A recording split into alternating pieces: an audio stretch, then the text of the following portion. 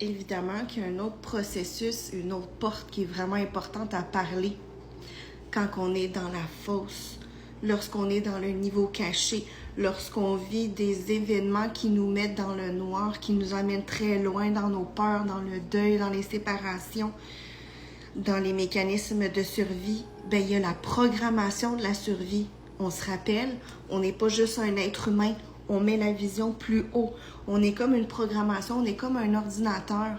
Puis le rêve que j'ai envie de vous partager, que j'ai fait, qui était très violent, puis c'est une violence qui peut être portée en chacun d'entre nous, c'est important d'en parler, c'était des enfants soldats, ok?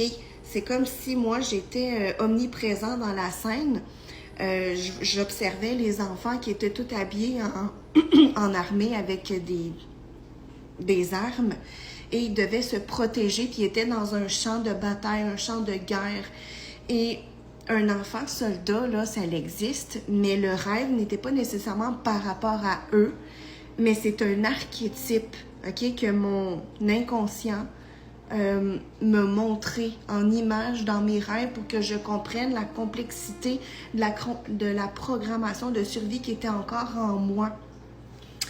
Donc, j'ai mes petites notes à côté pour ne pas perdre le fil. Et dans le rêve, justement, il y avait même un bébé, ok? Parce que dans les rêves, justement, c'est pas comme dans le monde 3D ici. Des fois, il y a des scènes qui sont irréelles, mais tu es dans une autre dimension, donc ça a l'air extrêmement réel. Fait que la scène, elle était très, très violente, puis moi, je ne pouvais pas réagir, hein? J'étais omniprésente de la scène. Et c'est vraiment ça, tous les enfants, ils sont morts. Puis quand je me suis réveillée, je me suis dit, oh my God, c'est quoi cette injustice-là? Qu'est-ce que ça veut dire, ce rêve-là? Parce que je le répète, l'univers, la source, Dieu m'emmène des symboles, des prises de conscience à travers du monde onirique. C'est pour ça que j'en parle aujourd'hui quand on est dans la fosse. Ça, c'est la porte numéro 2, la programmation de la survie. Ça fait tellement longtemps qu'on a des programmations qui datent depuis notre enfance, qui datent depuis peut-être même des jours, des semaines, des mois, voire des années. Alors, l'objectif de cette vidéo-là, c'est vraiment pour te rappeler, là, est-ce qu'il y a cet archétype d'enfant soldat qui est encore programmé en toi? Cette programmation qui te dit que tu es en survie, que tu es en danger. Tu sais, un enfant, là, c'est supposé jouer, c'est supposé découvrir, c'est supposé explorer, c'est supposé crier, mais crier dans la joie, dans l'amour. Pas survivre. Puis c'est vraiment ça, les enfants soldats, le rêve, c'est, il y a certaines consciences qui ont appris justement à survivre avant même de savoir qu'elles étaient libres. Donc, ça peut te ramener dans ton passé, ça peut te ramener peut-être à des événements qui sont récents justement. Est-ce qu'il y a encore cette programmation-là de survie comme si ton corps était toujours en fuite? Hein? Ça, c'est la porte numéro 1 qu'on a parlé. Mais est-ce que tu es en programmation de survie? Ça veut dire justement, est-ce que tu as l'impression que ton environnement extérieur, tu es en insécurité? Ou est-ce que tu es en sécurité parce que c'est important d'en parler? Alors, c'est ça, quand l'environnement commence à être dangereux, ben l'enfant, il va commencer à se protéger. Puis ces mécanismes de défense vont venir se programmer dans l'ordinateur quantique de l'enfant, on va dire ça comme ça, je te donne une image. Et cette programmation-là, c'est comme si c'était un code, ok? C'était de l'information qu'on met dans ton champ vibratoire. À chaque fois qu'il y a un adulte qui me crie après, je vais me protéger, je vais crier, tu sais, on sait c'est quoi les comportements de fuite ou de survie, justement. Puis c'est ça qui arrive, c'est que notre système nerveux, il apprend avant notre conscience. Pourquoi? Parce que la conscience, elle est en dessous de toutes ces programmations-là. Elle est toujours là. Mais c'est comme s'il y avait une couche par-dessus de peur, de résistance, de « je vais combattre ». Fait que c'est vraiment ça.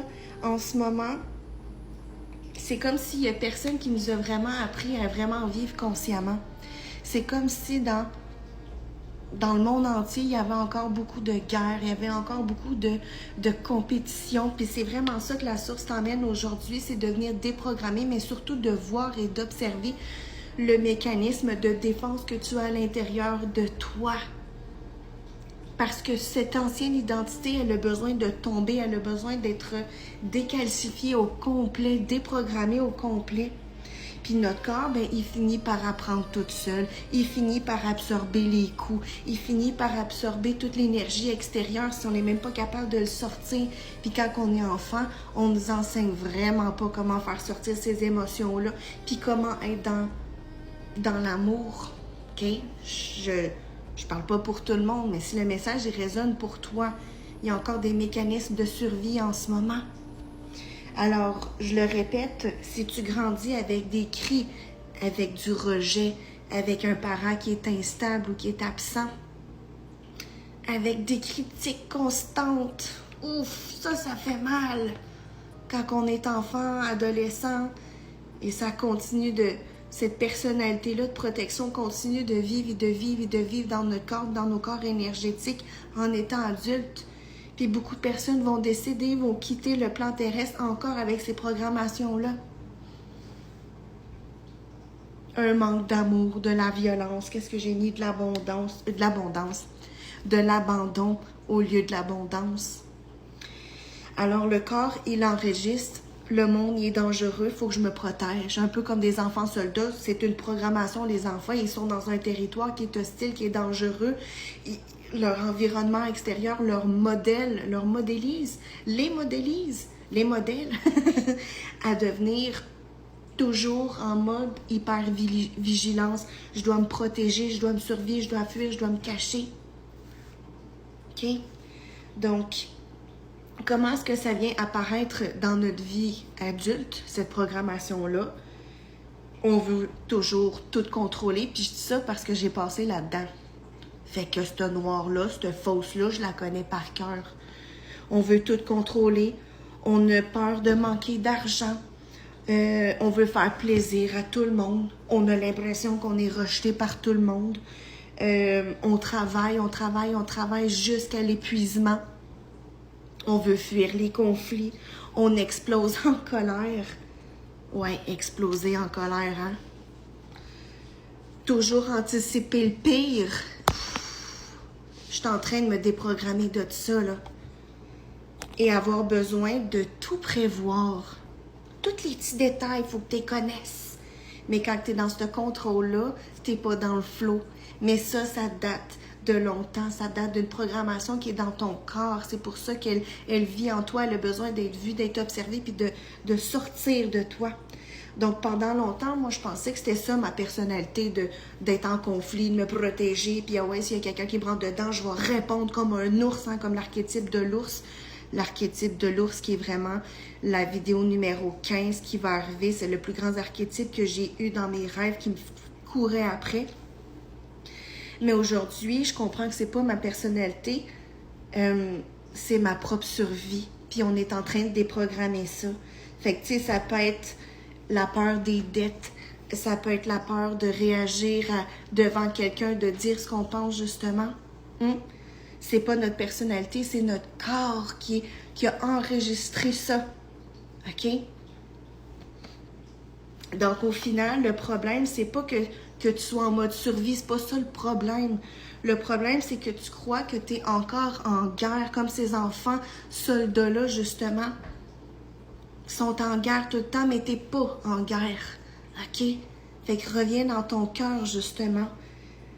Fait que c'est vraiment ça. Les enfants soldats ne choisissent pas de devenir soldats. Ils s'adaptent à un environnement. Mais aujourd'hui, on est devenu adulte. On n'est plus ces programmations-là. Et peut-être que pour la première fois, nous pouvons apprendre quelque chose d'autre que la survie. On peut enfin apprendre à vivre. Donc, ça, là, c'était la porte numéro 2 du niveau caché, la programmation de la survie. Fait que je t'invite sincèrement à t'observer dans tes comportements. À quel moment est-ce que tu essaies de plaire aux autres? Parce que là, il faut que tu reviennes en toi. On va t'inviter à créer une nouvelle identité et on s'en fout du monde extérieur. Là, c'est toi.